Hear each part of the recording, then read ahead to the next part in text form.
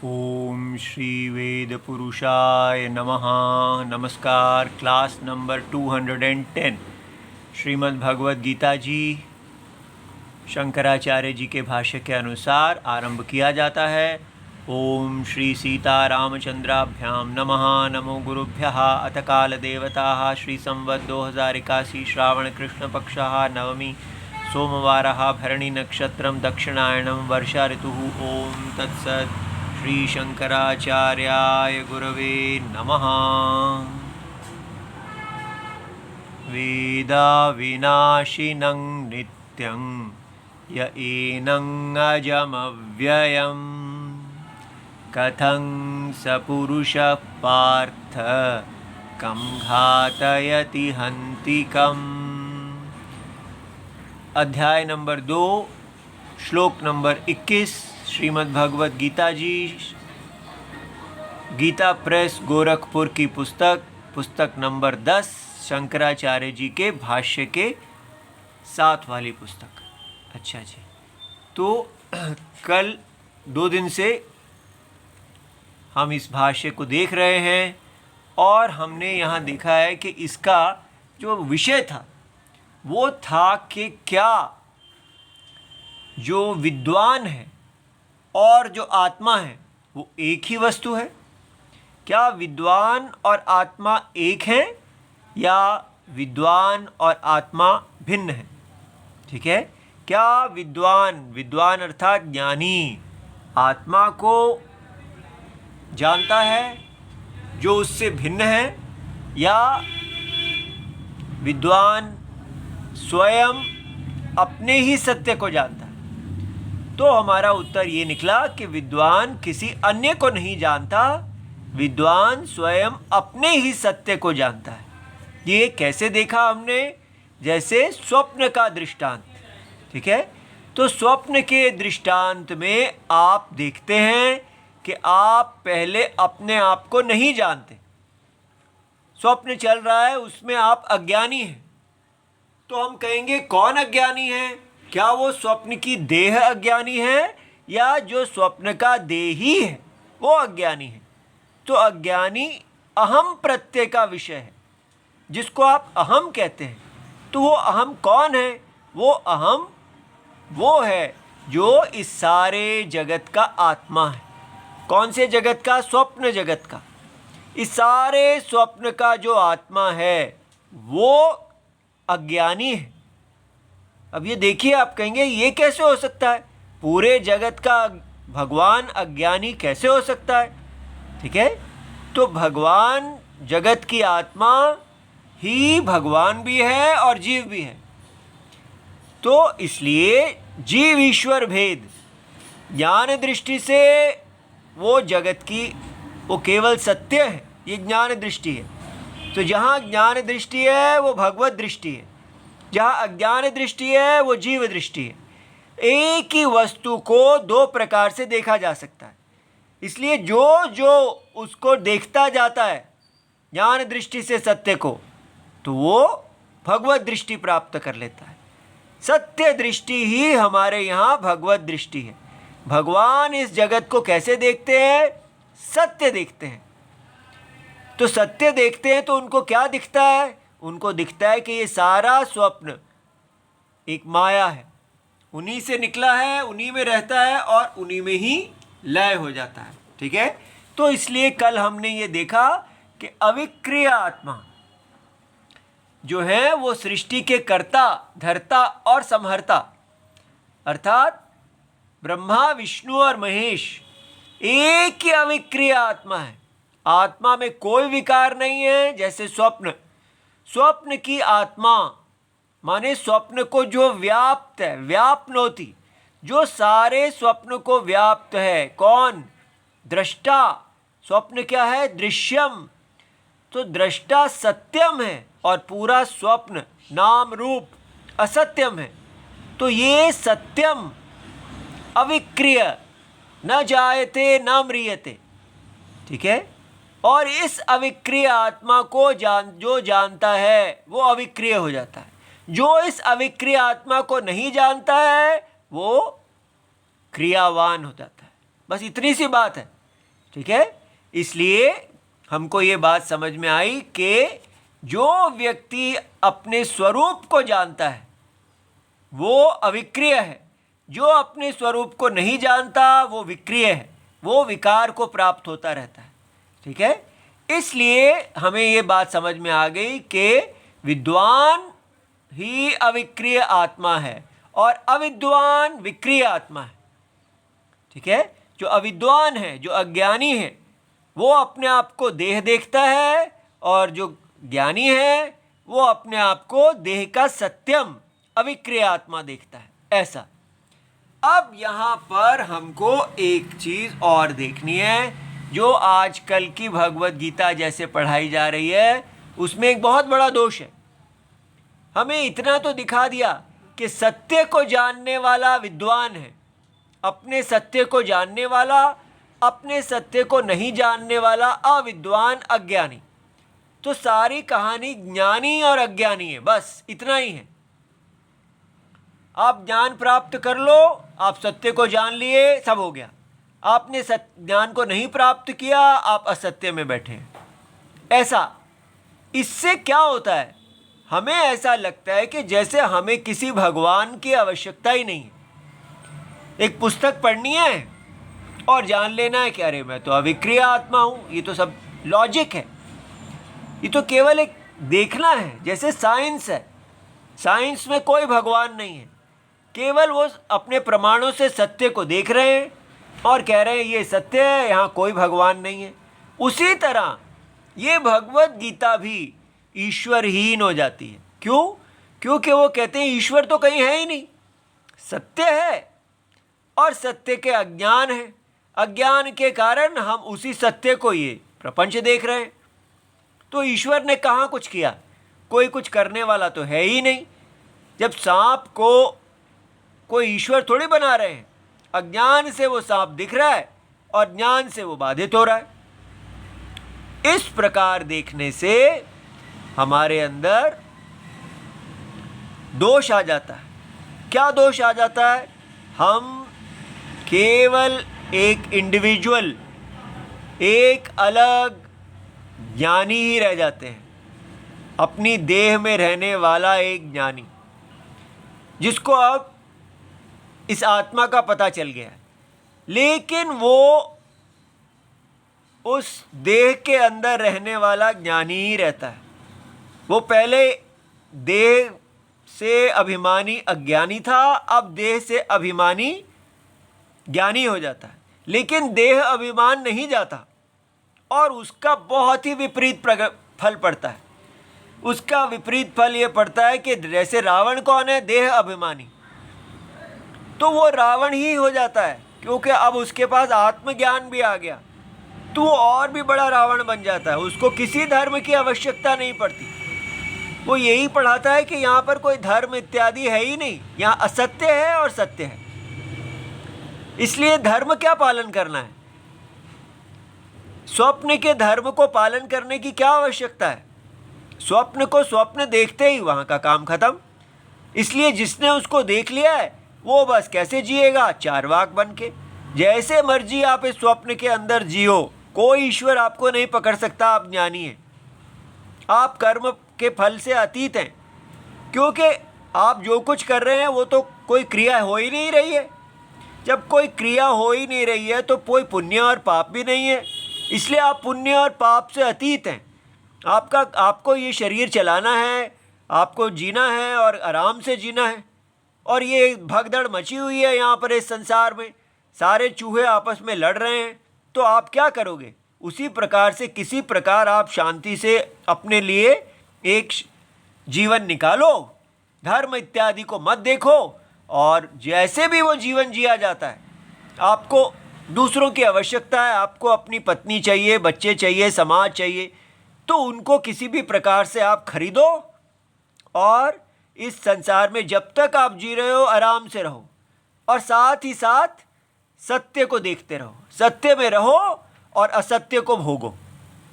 इस प्रकार एक भगवत गीता 100% स्पिरिचुअल और 100% मटेरियल।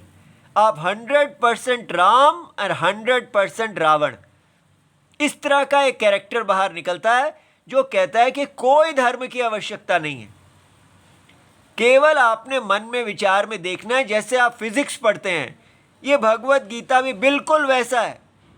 और आपको प्रैक्टिकल रहना है बस। इस संसार में खाना पीना है, अपना ध्यान रखना है, मज़ा करना है।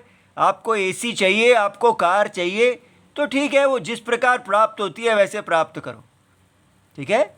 और साथ ही साथ आप अपना भगवत गीता पढ़ के देख लो कि यह असत्य है। ये ऐसा है जैसे स्वप्न कोई सफाई करने की ज़रूरत नहीं है। पूरा अगर स्वप्न सृष्टि खराब हो रही है, आप अपना ध्यान रखो, अपना कोना साफ करो और इसको फॉल्सिफाई करो, कहो ये बिल्कुल झूठ है और इस बस ख़त्म हो गया काम। क्यों झाड़ू लेके आप पूरा सारा स्वप्न की सफाई करने निकल पड़े? तो धर्म रक्षा इत्यादि करना हमारा कोई काम ही नहीं है ना। उसको वो ईश्वर का काम धर्म के अंदर है, वो करते रहेंगे। जिनके लिए ईश्वर है वो करें। हमारे लिए तो कोई ईश्वर नहीं है, हमारे लिए कोई सृष्टि नहीं है, कुछ नहीं है। केवल हम इस सारे स्वप्न के सत्य को देखने वाले हैं। इस प्रकार ये भगवत गीता पढ़ाई जा रही है कि आप केवल सत्य असत्य। तो ईश्वर का क्या काम है? तो मेरा बेटा इसके अंदर दोष देखिए। देखने में तो ठीक ही लगता है, भाई कह रहे हैं हाँ सत्य है और असत्य है, तो ईश्वर कहाँ से आए? ईश्वर भी असत्य है। तो समझना है, हम ये भगवत गीता जहाँ से आरंभ कर रहे हैं, कहाँ से आरंभ कर रहे हैं? हम आरंभ कर रहे हैं जहाँ पर हम वाल्मीकि जी जैसे पहले जिस स्थिति में थे, यज्ञ चोर, ठीक है, तो वो एक डाकू थे। हम भी उस डाकू स्थिति से आरंभ कर रहे हैं जहां हमारे पास कोई धर्माचरणम नहीं है। हम केवल एक सेल्फिश स्वार्थी बाजार में जीने वाले लोग हैं और पूरी तरह से हम धर्म से पतित हैं। जब हमको ये पता चलता है कि ये सत्य और असत्य के संबंध से बनी हुई सृष्टि है, तब हमको पता चलना चाहिए कि ये सत्य माया है। ये सत्य जो है ये अज्ञान के कारण ये एक असत्य रूप धारण कर लेता है। जब हम सत्य को नहीं जानते तो नहीं जानने के कारण उसके एक असत्य रूप को सत्य समझते हैं। तो इसलिए हम यहाँ हैं, असत्य को सत्य समझ रहे हैं। तो उस समय सत्य असत्य को धारण करता है, तो सत्य का जो रूप है वो मायावी हो जाता है, ठीक है, और ये असत्य उसकी माया हो जाती है। तो इसलिए हमको ये मायावी ही हमारे लिए ईश्वर हैं। ये माया ही उनकी शक्ति है, ठीक है। ये कैसी शक्ति है? ये ऐसी शक्ति है जो वास्तव में उनमें नहीं है किंतु है भी, ठीक है। सत्य में तो कोई शक्ति नहीं है कि वो एक असत्य प्रपंच को बना ले, लेकिन ये माया शक्ति है। अर्थात ये माया का अर्थ कोई जादू नहीं समझना। माया माने अविद्या कल्पित नाम रूप। एक ऐसे नाम रूपों का प्रपंच आ जाता है जो अविद्या कल्पित है। अब ये माया को समझना बड़ा ही कठिन है। देखिए, शंकराचार्य जी कहते हैं कि ये माया को कैसे समझें। एक अन्य स्थान पर तो वो कहते हैं, उसकी डेफिनेशन दी जाएगी, तत्व अन्यत्वाभ्याम अनिर्वचनीया माया। इसका क्या मतलब है? तत्व तत्व तत्व ना तत्व है ना, तो माया को आप अनिर्वचनीय, इसको आप तत्व नहीं कह सकते। तत्व माने सत्य, कि ये माया सत्य है ऐसा नहीं कह सकते। तो फिर क्या कह सकते हैं? यह असत्य है? नहीं, ये तत्व से अन्य भी नहीं है। ये तत्व भी नहीं है और तत्व से अन्य भी नहीं है। ये बात समझना, कैसे तत्व भी नहीं है और तत्व से अन्य नहीं है। देखिए, ये जो पूरा जगत नाम रूपात्मक असत्य जगत आप देखते हैं, जैसे लहरें हैं, क्या लहरें जल हैं? नहीं। क्या ये जल से अन्य हैं? नहीं। तो फिर ये क्या चक्कर है? ना ये जल है और ना ये जल से अन्य है। तो हम कहेंगे ये जल के अंदर अविद्या कल्पित है, ये जल में एक कल्पना है, तो ये जल का माया रूप है। ठीक है, इसलिए ये जो सारा सत्य जगत हमें दिखता है, ये क्योंकि ये दिखता है और इसके अंदर सारे नियम हैं, इसके अंदर हमारा कर्तव्यता है, तो इसलिए हमें समझना है कि ये जो जगत है ये माया है। माया जगत को समझना, हमें सीधा ही अगर हम असत्य और सत्य पर चले जाते हैं और माया को नहीं समझते कि ये जगत जो है, इसको जब हम माया समझते हैं तो इसका ये लाभ होता है कि हम इसमें असंगत्व आता है। जैसे जल का तरंग के साथ, लहरों के साथ असंगत्व है। अब जब आप इसको माया समझते हैं तो आपको समझ में आता है कि ये ना तो ये आपको स्पर्श करता है, अविक्रिय आत्मा, आप अविक्रिय आत्मा हैं और विकार को धारण किए हुए हैं, तो वो विकार आपको स्पर्श भी नहीं करता लेकिन आपसे अन्य भी नहीं है। ना ये विकार आप है, ना ये विकार आत्मा है लेकिन आत्मा से अन्य नहीं है। ये बात समझ में आई? तो हमें ये समझ में आता है कि ये सारा जगत मायावी परमेश्वर राम है और ये पूरी माया, ये जो नाम रूप उसके अंदर आ गए हैं, ये सीता है।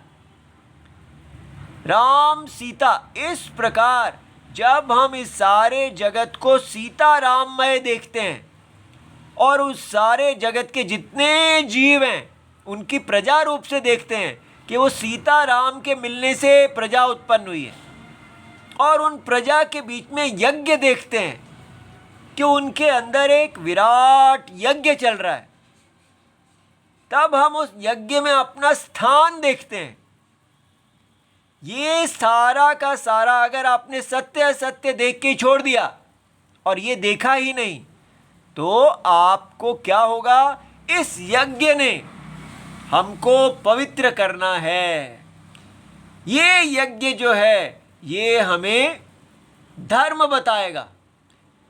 इसलिए भगवत गीता का उद्देश्य है धर्म का ज्ञान, और उसको कैसे करना है, क्योंकि आप असंग हो जाएंगे। भगवत गीता आपको असंगत्व दे देगा।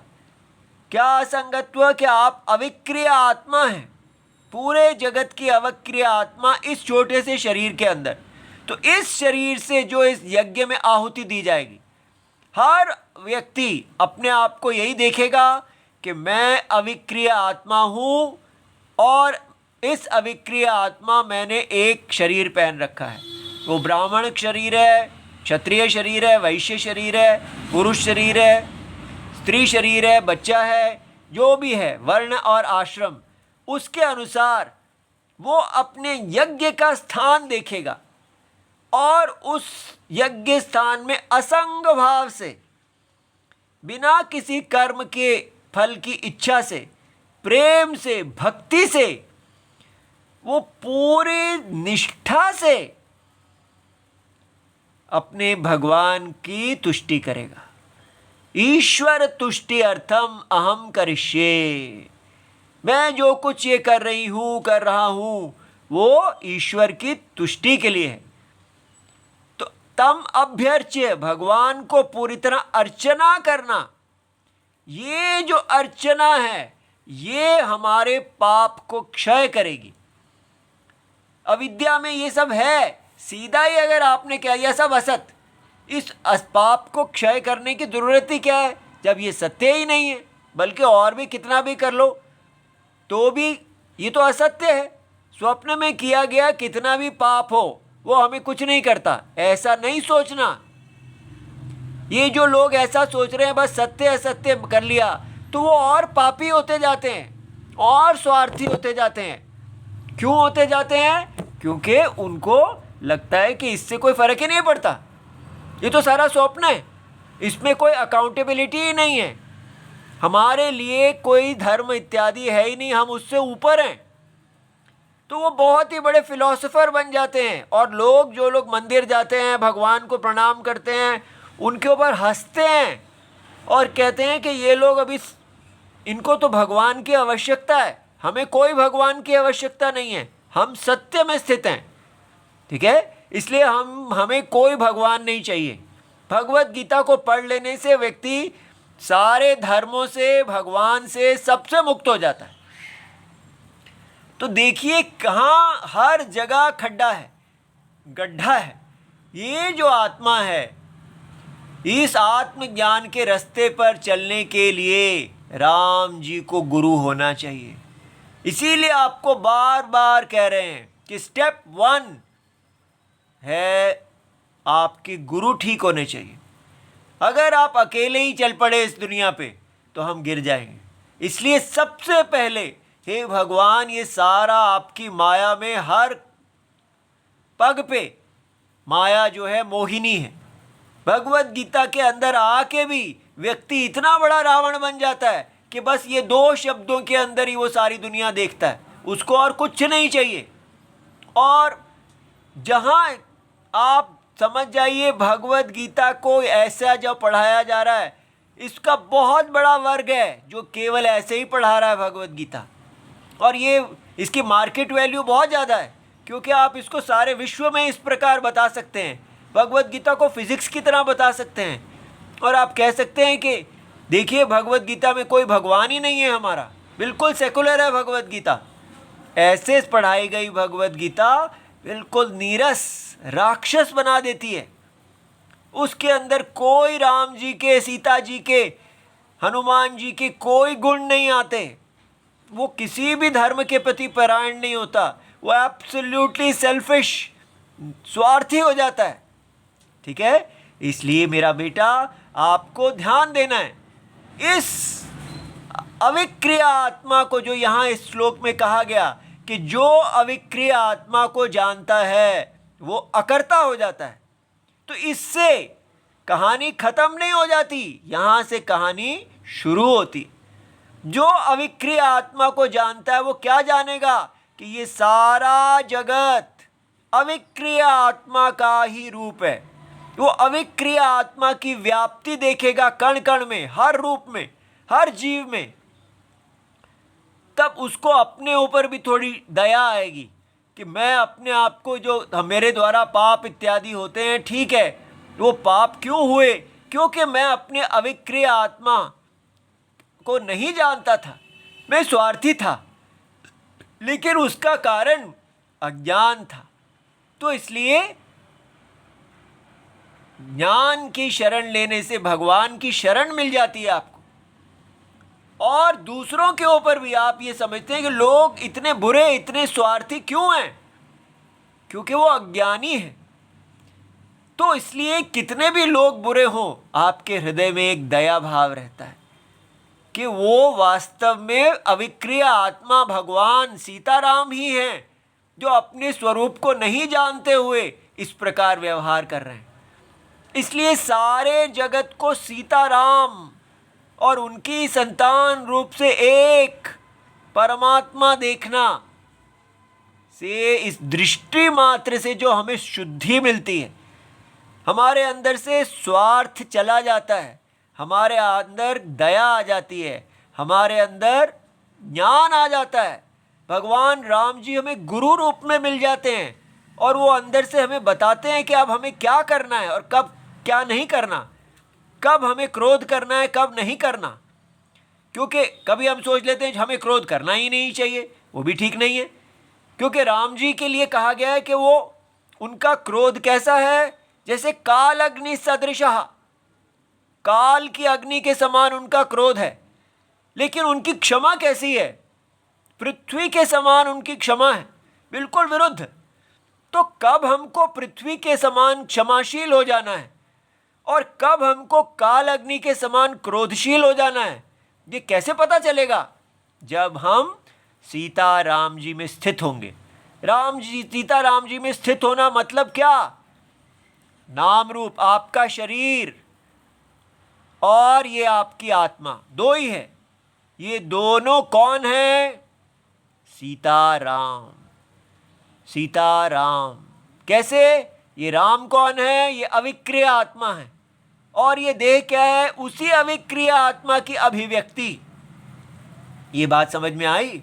ये सारा जगत राम में से निकली हुई सीता है। सीता राम से अनन्य है। इनके प्रेम को देखो, जैसे लहरें जल से अनन्य हैं।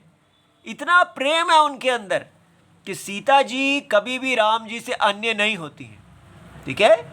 इसलिए रावण चाहे सोचे कि मैं सीता जी को हर के ले गया, लेकिन सीता जी राममय हैं। ये नाम रूप, इसलिए वो अवतार रूप में लेके गया, लेकिन वास्तव में जो तत्व है नाम रूप सदा वस्तु में ही स्थित है। ठीक है? इसलिए ये देखिए, हम ऐसा बोलते हैं यूनिटी इन डाइवर्सिटी। डाइवर्सिटी में हम यूनिटी को देखते हैं, लेकिन वास्तव में हमारे यहाँ क्या दिखाया जा रहा है? Diversity in unity. एकता के अंदर अनेकता विकल्प है। मूलतः हम एक हैं। ठीक है? हमें ये डाइवर्सिटी एक विकल्प है। डाइवर्सिटी, एकता कौन है? राम। अनेकता कौन है? सीता। तो एकता के अंदर अनेकता को देखो। अनेकता कभी एकता को विभाजित नहीं करती है। ये माया है अनेकता। एकता सत्यम है, डाइवर्सिटी माया है, यूनिटी सत्यम है। ये हमारे देश की यूनिटी है, सत्य की यूनिटी और असत्य की डाइवर्सिटी। असत्य जो है माया, अविद्या कल्पित नाम रूप एक ही सत्य को अनेक बना देता है। तो हम एक सत्य हैं जिसने अनेक का एक महायज्ञमय वपु रूप धारण किया है। तो भगवान ने एक यज्ञ रूप धारण किया है, वो हमारी यूनिटी है। अगर जब तक हम भारत के लोग इस यूनिटी को नहीं देखेंगे तो हम सदा अपने ही यज्ञ का नाश करते रहेंगे। तो इसलिए भगवत गीता कैसे पढ़नी है? बार बार ये राम जी हमें रोक रहे हैं कि जल्दी मत करो, धीरे धीरे इसको पचाओ। यही भगवत गीता जिसमें सद्बुद्धि विषय और असत बुद्धि विषय करके हम निकले हैं, अगर यहीं पे रुक जाते हैं, अभी इसको पचाने का हमारे पास योग्यता नहीं है। हमने सद्बुद्धि विषय को मायावी भगवान देखना है, अविक्रिय आत्मा, और असत बुद्धि विषय विक्रिय आत्मा। वही अविक्रिय आत्मा विकार को रूप धारण करती है, तो वो सीता और राम हो जाती है। तो वो अनेक नाम रूपों, अनेक शरीरों के रूप में आ जाती है। सहस्राक्ष सहस्रपाद वेद में क्यों दिए गए हैं ये? कि एक ही बिना शरीर वाली आत्मा अनंत मुखों वाली कैसे हो जाती है? माया रूप से। और वो उसमें क्यों कहा गया है कि उसका सिर जो है ब्राह्मण है और उसका जो भुजा है वो क्षत्रिय है? ऐसा वेद में क्यों कहा गया है? इसलिए क्योंकि केवल वेद सत्य असत्य कह देते, काम खत्म हो जाता। क्योंकि ये जो यज्ञमय वपु बनेगा, सीता और राम, ये शरीर यज्ञ है और राम इस यज्ञ के रक्षक। तो सीता जी यज्ञ रूप हैं और हम इसी यज्ञ में अनेक रूप धारण किए हुए। तो हमें ये है डाइवर्सिटी इन यूनिटी। ठीक है? एकता में अनेकता, अनेकता सत्य है, और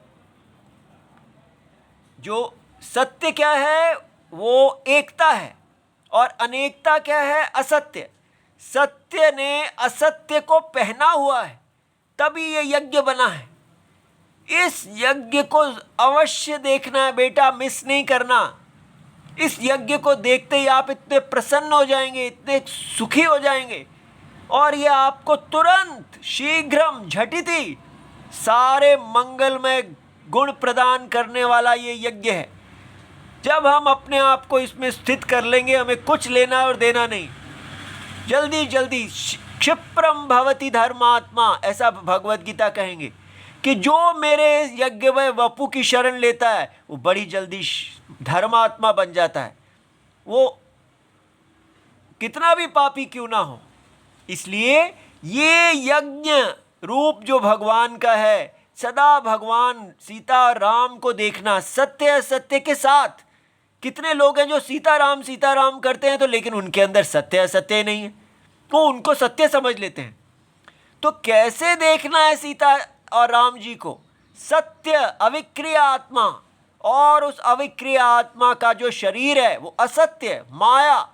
तो ये पूरा जगत अगर माया है तो हमें कुछ यहाँ लेना देना नहीं, बस इस यज्ञ की तुष्टि करनी है और शांति से प्रेम करना है, तब ये पूरी जीवन हमारा प्रेम होगा, ठीक है, और सारे मंगल गुणों को लाने वाला होगा। ओम नमो भगवते वासुदेवाय। जय जय सीताराम। प्रणाम।